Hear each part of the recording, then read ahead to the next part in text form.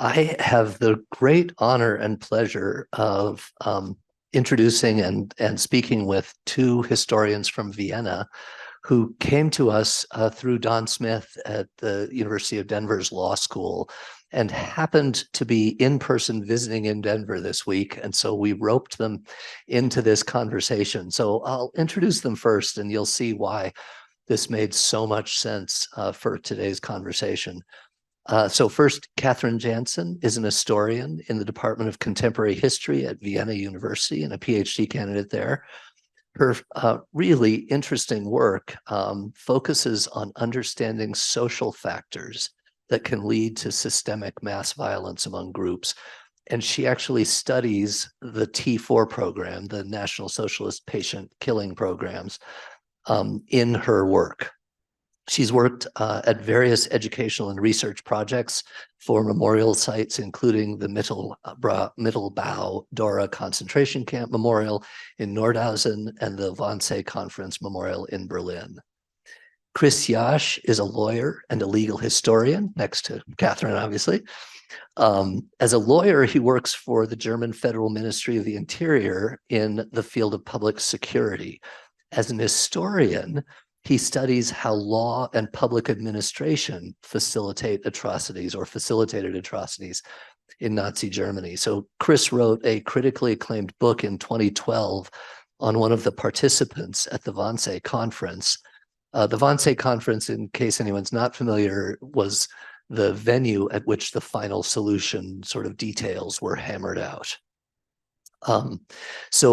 He became director of the Wannsee House Memorial Site and was director there from 2014 through 2020. He's written a number of books addressing not only the participants of the Wannsee Conference, but the Nuremberg laws that I mentioned earlier, public administration and the Holocaust, and how the German justice system dealt with Holocaust crimes after 1945. He also has a book on amateur war photography during the German attack on Poland, and he's helped to curate an exhibition and catalog called Crimes Uncovered, which is about the first generation of Holocaust scholars. So I'm going to start with you, Kathrin, and lest anyone be fooled by the easy way in which I'm going to ask this question and she's going to have an answer. She knew the question in advance, and she has a couple slides. Right. Well, I'm going to go ahead and give you the question. So, Kathrin. Yes. Your research really demonstrates how atrocities, which we often sort of think of atrocities as being something committed by, Mengele, but these are social acts committed in and by groups, as well as being acts of individuals within those groups. So I wonder if there are some ways that you could use to illustrate for us how the patient murder program, the T4 program, was facilitated by social factors. So first of all, thank you so much for your amazing lecture and also for the opportunity to attend this very important event and contribute to this panel discussion. Regarding your question, I have a picture which I would like to show in the PowerPoint. Here we can see 5 of them. And this photo is particularly interesting and it's very important actually for my research on the social ties and social networks of this specific group of perpetrators and shows also their uniqueness, or one very unique characteristic. Because this picture doesn't only show the perpetrators of Hartheim Castle, which you also showed. This was the one killing facility or killing center or killing site in Austria, close to the city of Linz. But this picture is also a wedding photograph. We can see the bride and the groomsman, or the groom right in the middle. The bride is in the middle with a little hat. This is Elisabeth Wallaster. She was a nurse at Hartheim Castle and participated in a mass murder. So she brought the patients from the bus to the gas chamber. She undressed them and then led them into into the gas chamber. And right next to her, we can see, without uniform, actually, her husband, Josef Vallaster. Josef Vallaster was a so-called Brenner, so somebody who burned the bodies of the killed victims right in the room right next to the gas chamber in the crematorium. And they got to know each other while they started working in Hartheim. They didn't know each other before, so while they participated in the killing process, they got to know each other, they fell in love, and they got married. And we see them here on this picture of on their wedding day in September 1940 with their maid of honor. This is the other woman that you can see. She was called Gertrude Blanke. She also worked as a nurse in Hartheim. She was the head nurse. And the other two men that you can see are Christian Wirth and Franz Reichleitner, who also were in Hartheim and worked at the registry there. They used to be policemen before they started in Hartheim, and here they are, the groomsmen. And it's also interesting when we look at the location where this picture was taken, you can see that right in the back, there's this little window in one of the towers of Hartheim Castle. They're standing right in front of the castle, right in front of the killing site, and the gas chamber and the crematorium are actually only a few meters away from where they are standing. And I think this photograph illustrates very well how these perpetrators were, or how their life, their private life and their daily life was overlapping with the process of the killing. And it also shows that these perpetrators were not only not only connected to each other as colleagues, but also as relatives, as spouses. And there are several other examples, not only for Hartheim, but also the other killing sites where sisters worked together in the mass murder. There were brothers, there were also daughters and mothers, both participating in the murder.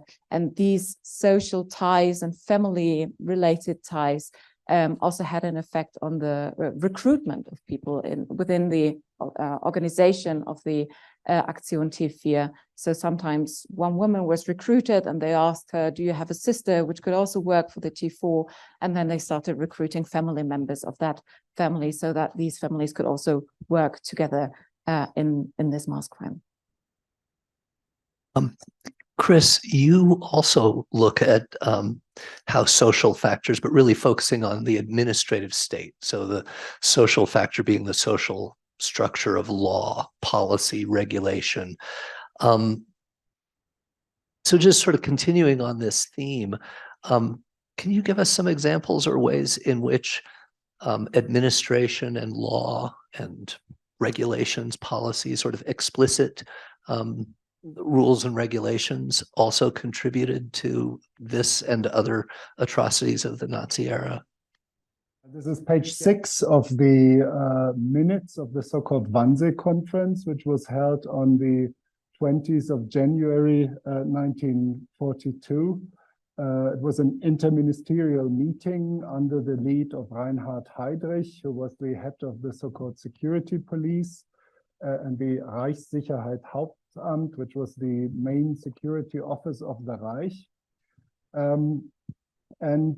This document, which looks quite unspectacular, it's a typed document, refers to the way how Heydrich briefed the secretaries of state, the state secretaries in various ministries, the Ministry of Justice, the Ministry of Foreign Affairs, the Ministry of Interior, into the plans which were already ongoing. So the Wannsee conference was not the decision-making point, but was happening at a time when the Shoah by bullets, the killing by bullets was already well underway. We estimate that at least 600,000 people had already been murdered.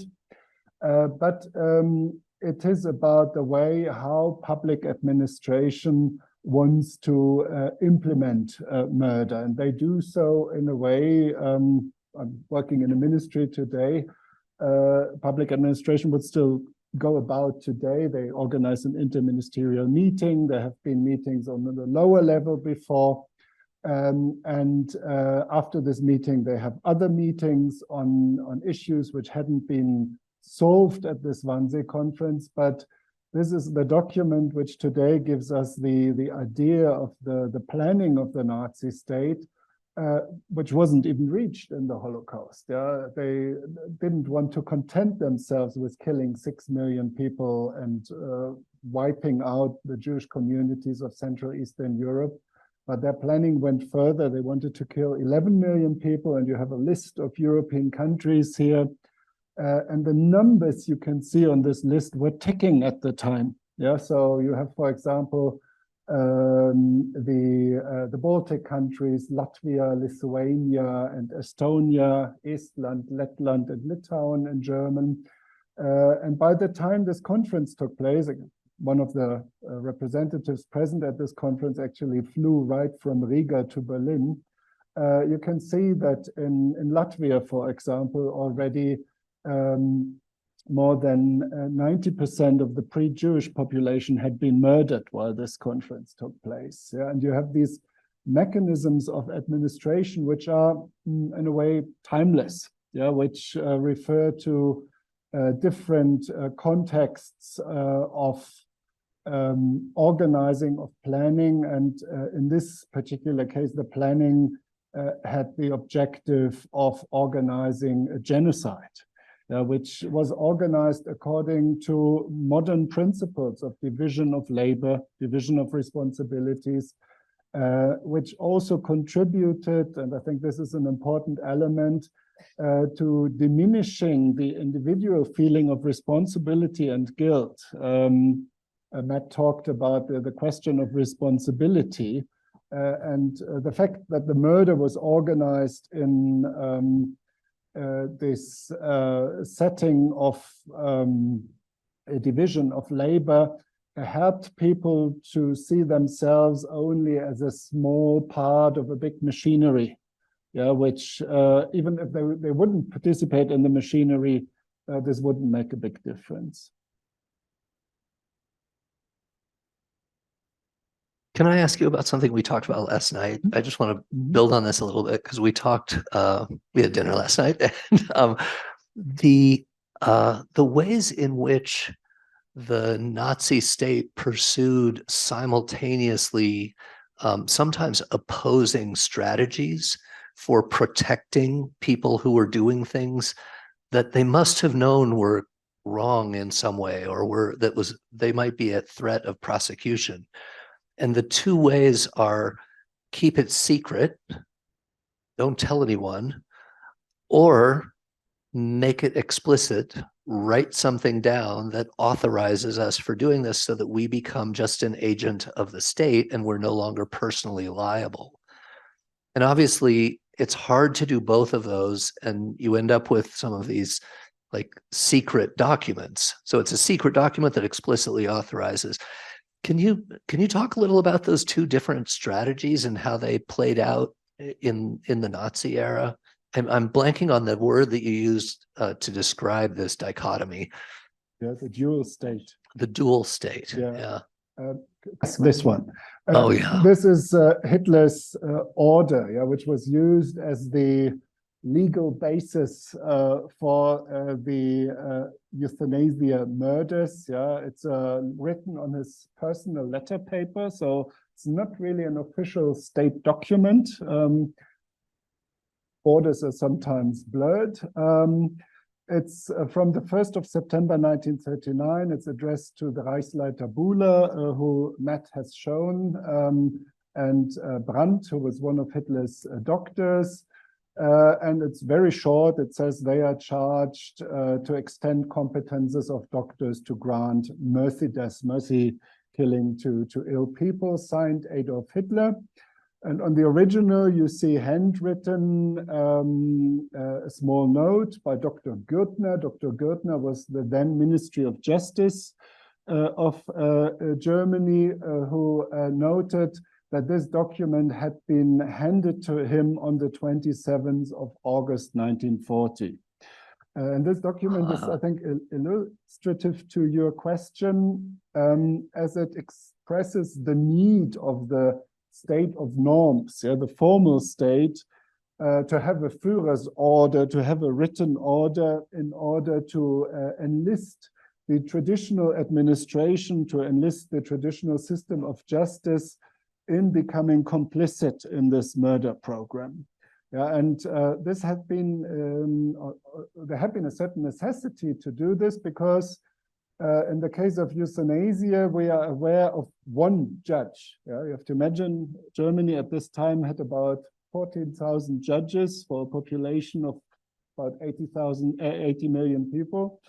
And only one out of these judges, who was a custodian judge, a judge who was responsible for people who had been legally decapacitated, so who couldn't look after their own legal business anymore. This one judge started to ask questions. He started to wonder what happened to the people I'm looking after. His name was Lothar Kreisig. He was based in the city of Brandenburg, very close to Berlin. And he had a friend who was a Protestant pastor, Pastor Braune, who told him, well, there are strange things happening in Brandenburg. There's this compound, there's smoke coming out of this compound, and people are disappearing in mental health institutions near Brandenburg. And so Lothar Kreisig, being quite a courageous man, went to the state attorney in Potsdam and filed a complaint against Buhler, against Philipp Buhler, accusing him of murder. Yeah, because his clients were unaccounted for and had all died. Funnily enough, all of pneumonia, as you pointed out. And this didn't add up. So this judge, Lothar Kreisig, was cited to Berlin, was actually meeting with infamous Roland Freisler, who in 1942 became the president of the People's Court, but then was the state secretary for criminal law in the Ministry of Justice. And they had a talk. There are minutes about this talk as well, which are quite interesting. And Freisler says, yeah, Lothar Kreisig, you're actually right. There should be a law authorizing these killings. But so far, we haven't managed to come across with such a law. There was a drafty version of this law, but Hitler didn't want such a law. Hitler didn't like laws. Because laws also meant that his actions had to become transparent and were measured against the yardstick of a law. Yeah, and this was something Hitler wasn't happy with. And Lothar Kreisig protests against this. And it's interesting because he argues as a lawyer and says, this is illegal. Yeah, there is nothing which says killing section 211 of the German Criminal Court is justified. It's just this Führer's order, but this is not even public. This is a private letter. Yeah, so this cannot be regarded as a law. And he argues along the lines of ethical or moral standards, yeah, saying, who are we to play God? And who can tell us that we are to play God and decide who is worthy of living and who is not worthy of living? Lothar Kreisig is released from his work as a judge. His protest is not very harmful to him because he keeps his pension, yeah, which is quite generous. But the Ministry of Justice is compelled about 9 months later to call a big conference in Berlin, to which they call all the main general prosecutors and the presidents of the upper district courts. And in this conference, some of the staff, Kathrin is working on Mr. Brack, who was responsible for the killing technology, Professor Heide, who was one of the psychiatrists who was selecting people for euthanasia, enlighten the judges and the attorneys about what is happening in these 6 killing centers of the T4 and swears them to silence. Yeah, so they are, in cases when people start to complain or to look for their relatives and so on, they are not to pursue persecution on these cases, but they are to report these cases to the Ministry of Justice, and the Ministry of Justice will refer these cases to the party chancellery in charge of the euthanasia program. And there you have this interesting contrast. There's even one attorney from Linz who had written a letter to the Ministry of Justice saying, these are Stalinist methods. they cannot be true. Yeah, as a believing Nazi, he couldn't believe that people were just disappearing. And then he had to learn better. And none of these judges protested. Yeah, these were the top judges of the Reich. These were the top state attorneys of the Reich. And there was an attempt after the war by a Jewish survivor, by Fritz Bauer, yeah, who also initiated the Auschwitz trial in Frankfurt in 1963, who tried to prosecute these fellow judges and fellow prosecutors. And this attempt of prosecution just failed miserably. Yeah, there is a 5-line statement by the upper district, by the district court of Limburg, where Hadamar is situated, yeah, which was to hear this case, which says, no, we don't have enough evidence to see this as a case of complicity of murder, because even if these judges would have objected, this would have changed. It would have happened. Yeah, it still would have happened. Yeah, and I think this is an illustrative example to your question. Yeah. Kathrin, can you tell us about the Führer principle and how that may play into this idea of, sort of people gathering together and knowing what they're supposed to do without it having to be written down, just because it's been sort of part of their shared culture? Yeah, actually, I think this is more your area of expertise, since you're the legal historian. Yeah, but the Führer principle is a sort of banal thing, but the Nazi lawyers blew it up to be a guiding principle of law. It's basically the principle of obedience, yeah, and a principle which is still relevant for modern management techniques. Yeah, you have to work towards the leadership. You have to anticipate your leadership's wishes, and you have to implement these wishes. But in Nazi Germany, you've seen this when we looked at the order. The doctors are ordered under their own responsibility, so they have a certain margin of discretion, yeah, on deciding who is worthy of living, who is not worthy of living. And this is something which I think needs to be appreciated in the context of the Third Reich. We have a society, as Ian Kershaw put it, which makes it its a prime objective to work towards the Führer, yeah, to anticipate the Führer's will. But at the same time, we have often, we have hierarchical structures, but these hierarchical structures are less pyramidical than we think. We have structures where parts of the structures have quite a wide room of discretion in implementing the orders. And this was also characteristic for the Prussian military. That was actually a very successful strategy, that they were not had to ask the general about every move they did, but they were free to take decisions depending on the local situation. And this is quite characteristic also for the Holocaust, that we not just have the actors in Berlin and the central agencies, but we have many people who are in the occupied territories, who are on the spot where the mass executions happen, where the death camps are being built, which have a wide margin of appreciation, yeah, and are able to implement the Führer's will and follow the Führer's principle, but co-opt responsibility in these cases because they have this wide margin of appreciation. Interestingly, after the war, they all said, oh, we were just following orders. I mean, Eichmann goes as far as quoting Kant, yeah, and saying that this was the Kantian imperative he was following. But if you look at how Eichmann acted, this doesn't match up at all with his actions. Yeah? So he manages to, or he tries to create this legend at the time.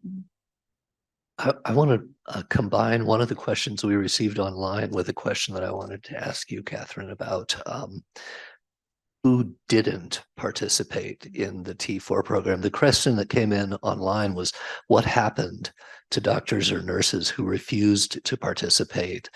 Were they sent to the Eastern Front? Did some, what happened if you said, no, I won't participate? And the question I wanted to ask is, my understanding is very few people didn't participate. And some of that is because of this sort of culture that arose. And are there protective factors? Are there characteristics of those people who chose not to, or who actually resisted in some way? Is there something we can learn from them? Yeah, I would agree on that. We actually don't know about many cases about people who refused. I mean, you mentioned just Lothar Kreisig, which I think is also one of the most important examples in that regard. But yeah, we actually there has been a nurse at Hartheim Castle who arrived there and after a few days said that he doesn't want to participate in this master. Male nurse. A male nurse, right? And that he couldn't do this and that he would like to return to the institution where he had worked before. And this is possible. He then leaves Hartheim Castle, goes back to Niedernhart and starts or continues working there without any further consequences. And there's also a similar example for the killing facility in Grafenegg, where there's an SS man who's going there. The killing hasn't started yet, but he understands what will be happening because the gas chambers are installed, the crematoria are installed, and then he would like to. He asked whether he can go back to Berlin. At first, they hesitate to let him go back, but finally he is allowed to do this. And he is sent to the Eastern Front in consequence, but this is not like generally related as a kind of punishment. And there's also a third example, which I think would be interesting to mention, the example of Gerhard Bohne. Gerhard Bohne wasn't a medical doctor. He was also not an SS man, but he had a PhD in law. And he was one of the very few lawyers actually that participated in the Aktion T4. And he previously worked at the Ministry for Agriculture before he sent to the T4 because they realized they need a lawyer for this crime. And Bohne then, after 6 months, leaves the organization, not because he is like generally critical of the idea of euthanasia itself, but because he has learned that some of the medical doctors had affairs with their secretaries, although they were married. Some of the perpetrators stole food. Some of the perpetrators misbehaved in a way.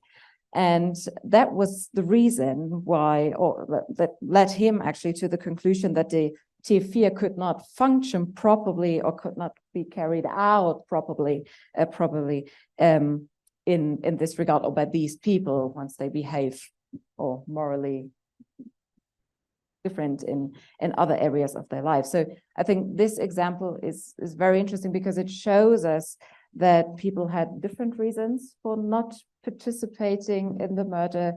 Yeah, of course, like the nurse, we don't really know about his personal opinion or why he didn't want to participate. And in the case of Bohne, we know, and it's probably not as a positive example as we would think in other ways.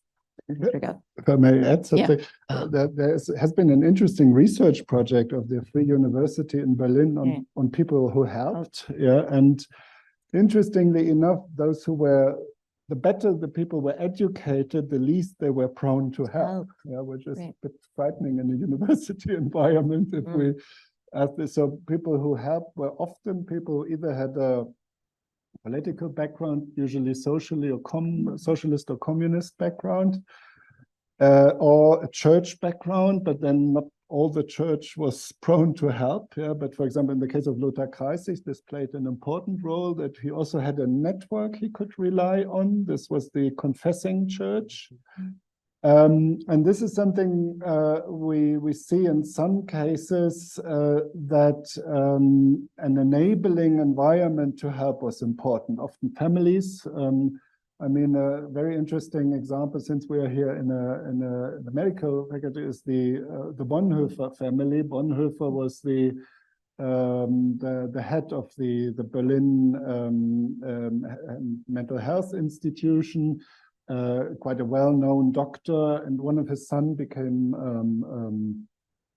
a Protestant pastor, and his daughter got married to a Jewish lawyer. They immigrated to London, and this whole family, I mean, Fritz Stern and Elizabeth Sifton refer to them as wie heißen die regulären Männer? Nee, Ordinary? They were not the ordinary men, men. they're really extraordinary men. Right. Yeah, and this and not just men, it's also all extraordinary women, yeah, which support each other, who are able to step up. One of the sons-in-law is Hans von Donani, who is killed in the Sachsenhausen camp. He was also a judge in the Reichsgericht, but before he had been the aide of the Minister of Justice and was collecting information on Nazi crimes while being on his job from 33 to 38 before becoming a judge. But the problem is these are too few people. Yeah, these are very few people in the light of a large machinery which worked very well. But some people might have had objections against what they were doing, but this wouldn't keep them, or in most cases, this wouldn't keep them to go so far to say no to something. Yeah, in some cases, I mean, in the Ministry of Interior, we have Bernhard Lösener, who asked to be transferred from his job as Jewish desk. Yeah, after learning about the mass shootings, he doesn't care about the mass shootings of Polish Jews or Lithuanian Jews, but when he hears that German Jews are being shot, he says, no, this is not for me anymore. Yeah, but these are just very few cases we can see. I actually see we have a large number of things happening in the chat, and I realize we're already at 35 minutes after. So why don't we turn to that in a second? I see one question in the room, so we'll start there. You have to keep pushing down on the button. There you go. Hold it down. Okay. Thank you for this very, very interesting discussion. I'm going to make a comment, and then I want to bring it back to something that Kathrin had shown. That photograph that you showed of these murderers living a very happy life experience right in front of the killing chambers of the euthanasia program made me think of, it reminded me of a book by Robert Lifton, Nazi doctors. And he raises the issue of doubling. Like, how could a Nazi doctor do such horrendous things and the same day come home and being a loving family member who contributes to the community? And he calls this process doubling. And then Christian, when you had mentioned the planning, the planners, how they planned the murder of 11 million Jews, and then in the same chain, administrators who had to administrate this, and then it goes right back down to the killers. So I want to bring it back to the question is how does this process of doubling, because without each individual in that whole chain making the decision, I'm going to do this or I'm not going to do this, obviously more of them did this. So the question is how does that issue of doubling affect where you are in that chain, whether you're down at the very killer level or at the administrative level or at the planning level?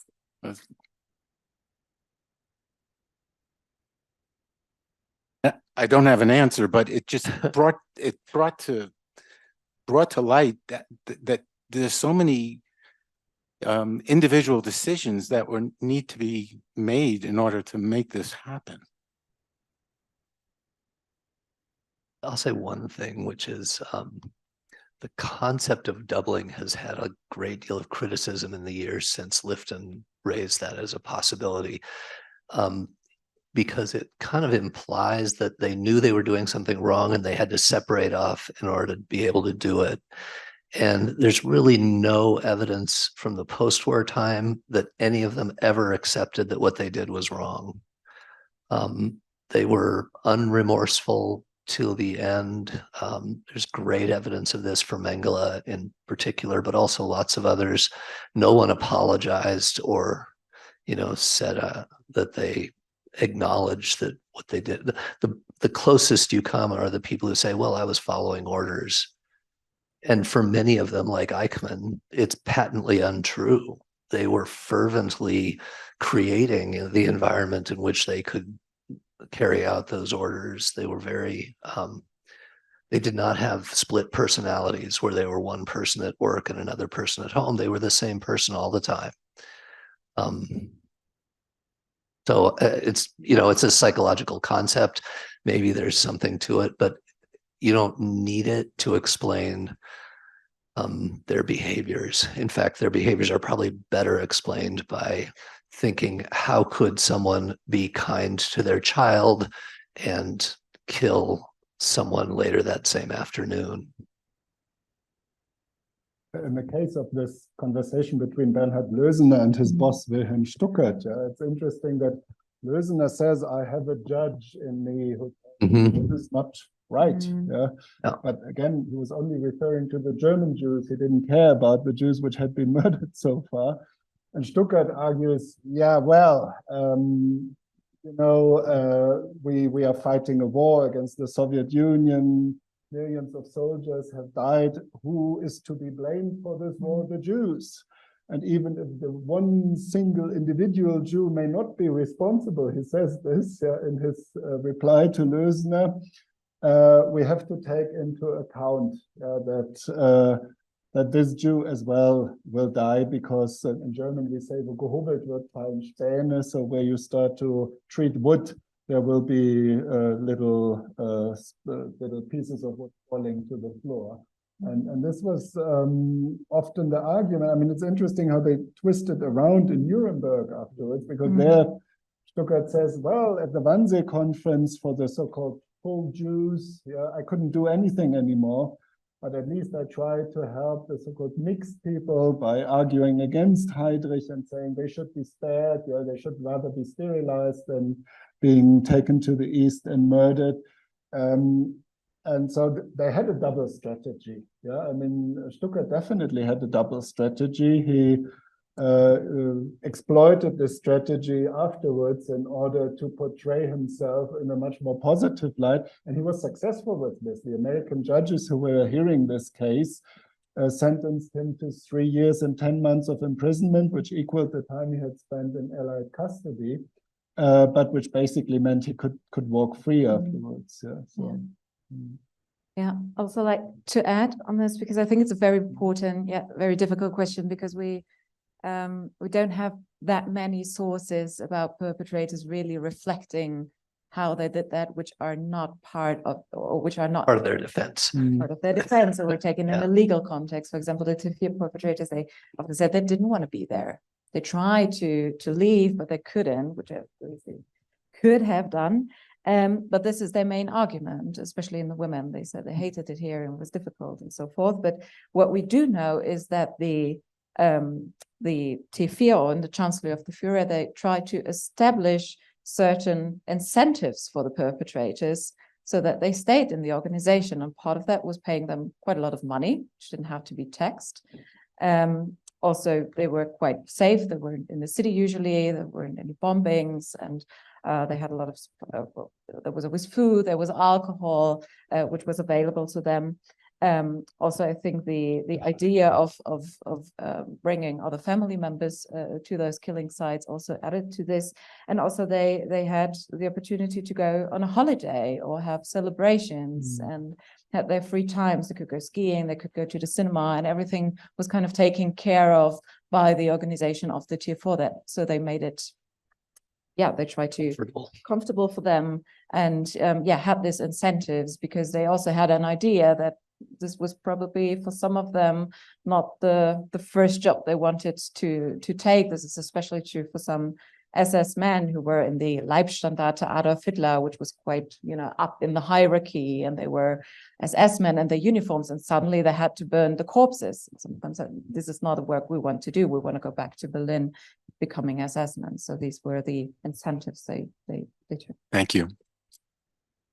A side note, but there seems to be a collection of film and plays recently that are on this theme of sort of the ordinariness of life for these people. So The Zone of Interest is nominated for an Academy Award this year. There's an amazing play called Here There Are Blueberries, which is, I think, heading for Broadway right now, which is about a little sort of resort facility inside of the Auschwitz confines, actually, where there were blueberries in a place where you could go to relax and recreate. Katie? When thinking about the conditions that were in the T4 system that were subjected to death, how did aging or the medicalization of aging impact that? So I'm thinking of dementia or the accumulation of injuries from labor, or were elderly people subjected to these same killings, or were elderly people left out in a way? How did that fit in the culture of respecting elders? No, they weren't left out, and especially people with dementia also weren't left out. And how that resonated with the perpetrators, them killing elderly people, I don't know about any sources on this, to be honest. The only ones that I know of who were sometimes given sort of special consideration were war veterans. So if you were a World War I veteran and had served the country, there was a sense of reciprocity that maybe we owed you a little more resources than if you were not a veteran. That's the only thing I've heard. But it did resonate with the general population. Yeah, the protests against there's much more protest in the German population against the euthanasia killings than Yes. the Holocaust. Yeah, there's hardly any protest against the Holocaust. There's some few people sticking out, and the big issue of these protests was that nobody really knew where the line would be drawn. What would happen to war veterans, coming back from the front with amputated, traumatized or whatever. And this was something the Nazis were quite aware of. The sort of parallels the treatment of mixed people at the Wannsee conference. They knew if the fringes of the community or the groups which were murdered wouldn't be well defined enough, and it would affect the general population, and nobody would know anymore if he could be the next. I think this was often then this might get out of hands. And so this was probably one of the reasons why Hitler reacted to the protest of von Galen in summer 1941 against continued, but they didn't continue in the centralized fashion. And they included many people. It wasn't limited to people. Quite a wide universe started to be considered useless to society. Nazi perpetrators, the Jews were regarded as enemies. But the people murdered in the euthanasia killing were enemies to the biological. They were a fifth column. Yeah, but they were more as often also under this economical rationing, they were considered.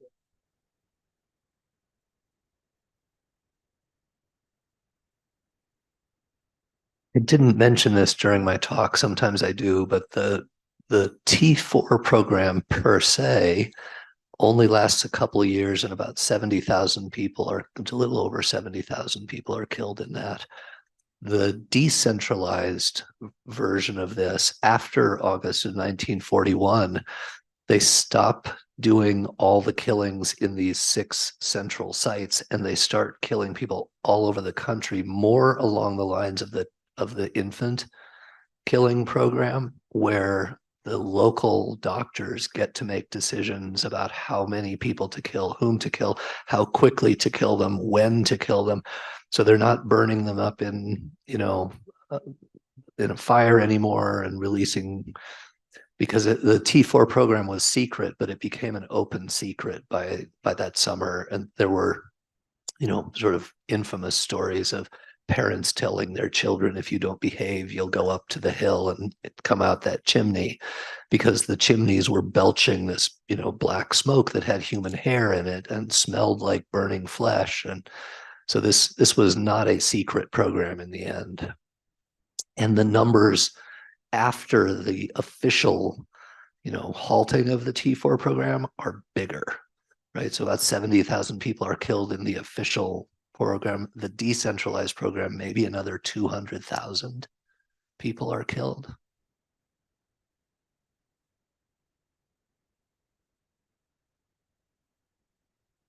I have one more question at least, but do we have some from online? Because I feel like we've neglected our online audience. We have some great questions online, and I'll start with, it's very hard to pick. I'll start with this one.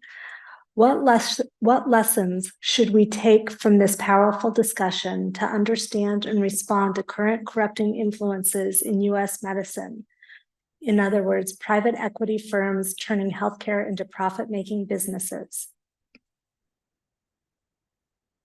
Well, obviously, I'll let the Germans answer that question, since you have figured out how to have universal coverage without the corrupting influence of capitalism, right? Germany is just undergoing big reform of the health system. I don't know if it will succeed, but it has been driven by the experience also of the COVID pandemic, where one of the lessons which was drawn was that the health system had been too much oriented towards profit making, and that it wasn't really replying to the general needs of the population anymore. But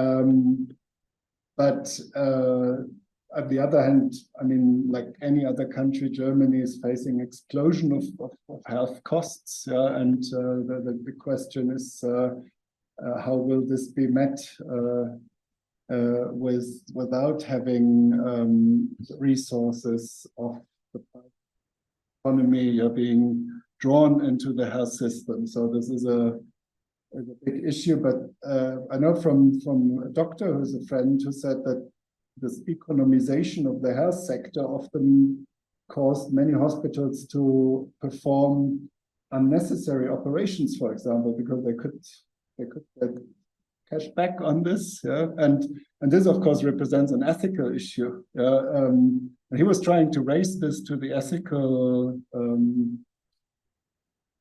in his hospital, and the management basically told him not to, because he would endanger his position in the hospital. So there are these mechanisms in daily life, which I suppose is probably very different in the US, but it's still, there might be some similarities where the issue of ethics plays also an important role in trying to counterbalance this influence of economization of the health sector. And then we see this issue, especially when we address the question of how to deal with poor people, how to deal with people who cannot afford the health sector, where we really have to ask ourselves whether we want to live in a society where the health system becomes a class system, which reality we have in the US, we also have it in Germany, and poses big challenges also to the way how our social framework will stick together, how we can maintain social peace, which Yeah, I would also, I mean, I'm a US American citizen, and I'm also not a healthcare practitioner, but what I often thought about also during the process of my research was what do we define as a medical crime? Because when I'm looking at the Aktion T4, I see there are only around 8% of medical doctors who are perpetrators. And there are around 16% that were nurses, male and female nurses, who participated in. But there are more than 40% of people working in the administration. So we have more office clerks, than medical doctors who were perpetrators. And think about it. I mean, I'm often invited to psychiatry or the medical sector as a historian, which I think is always very interesting. But I like to think about this connect between administration and medicine, and also law, for example, the role of lawyers and these connections. What we can take away from these connections. Be interesting if we started getting invitations to give these kind of presentations at, the American Hospital Association meeting, or the managed care associations, or medical administration meetings. This is way oversimplified, by the way, but there are ways in which we came out of World War II in the US in the medical field, having learned or reinforced that it is very dangerous for doctors to be agents of the state. And so we've spent the last 75 years in American medicine making sure that we never had doctors who cared about the larger community. And doctors' job is to care about the one person sitting in front of them, period. And that was our ethics for 50 years. The last 30 years have been a debate about the extent to which it might be okay for someone to be thinking about the larger community, whether that's doctors or managers or public health practitioners, or someone might be thinking about the larger community, but we are still extremely reluctant, partly because of this history, to see doctors as having a role in public health. And certainly we're reluctant to see doctors as having a role in, trying to save money for the healthcare system. We really want doctors to be attentive to the needs of the one person sitting in front of them, and to not pay too much attention to these other considerations, especially monetary considerations. And of course, what that leads to is exploding healthcare costs, and someone else has to start paying attention to the money. If the doctors won't do it, then someone else is going to have to do it. And so we end up with these, systems of care delivery that are patched together, where doctors' power to make decisions about money are constrained by some outside force, whether it's the marketplace or whether it's the government. Either one, those are both mechanisms to try to constrain doctors from making decisions that might be good for the one, but it might be harmful to the many. That for a follow-up to that's that. an easy answer. Huh? Yeah. The follow-up to that is, can you talk about any civil disobedience by doctors?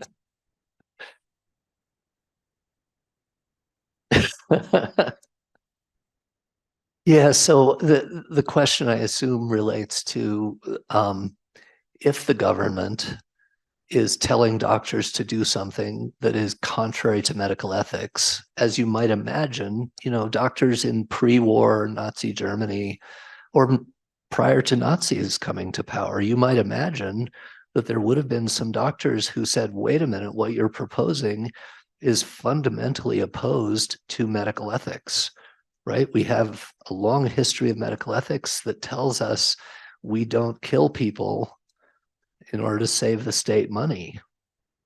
We just don't do that, right? And had the German medical community stood up in advance and said, we will not do the T4 program because that's contrary to our shared ethics, and we have a professional association that will back us up on this, etc., that would have counted as what you might call professional civil disobedience, where there may be a demand coming from the state, but the profession says we can't do that.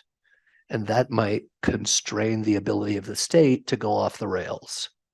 And I've talked about this in relation to South Africa and the abusive medical treatment in South Africa, in apartheid South Africa. We've talked about it in terms of the abortion legislation here, which is putting women at risk.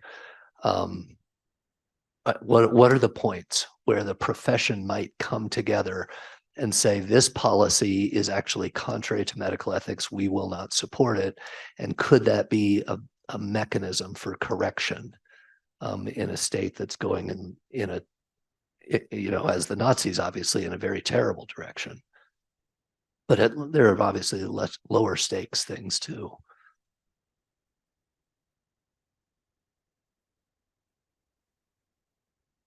Among lawyers, yeah, and it had been discussed already at the end of the book.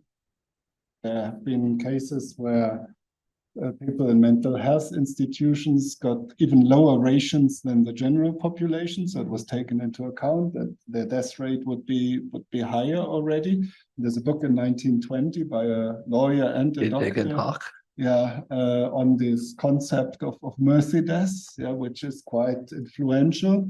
But still, the law associations, even in the 1930s, still say euthanasia, no way. Yeah, so even in the official commentaries you read, there's no way that this can be an exemption from the killing section, yeah, from still murder. Yeah, and still it happens. On the other hand, I'm just thinking of the French writer Céline, yeah, who was a fascist French writer who was engaging with the Nazi occupation in France. He had been a doctor, a poor doctor. Yeah, he was going to the poor areas of Paris to look after people. And in his writings, he also embraces the idea of fascism, of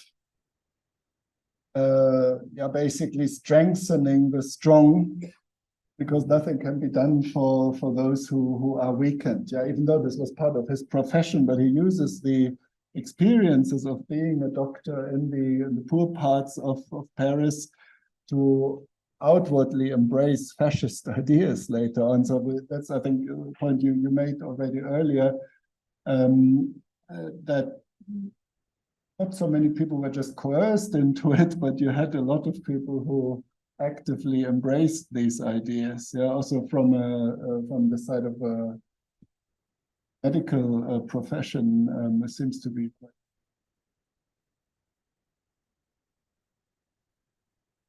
I guess the light's coming on is the signal that we have reached the end of our time. Thank you all for joining us, and let me ask you to join me in thanking Chris and Kathrin.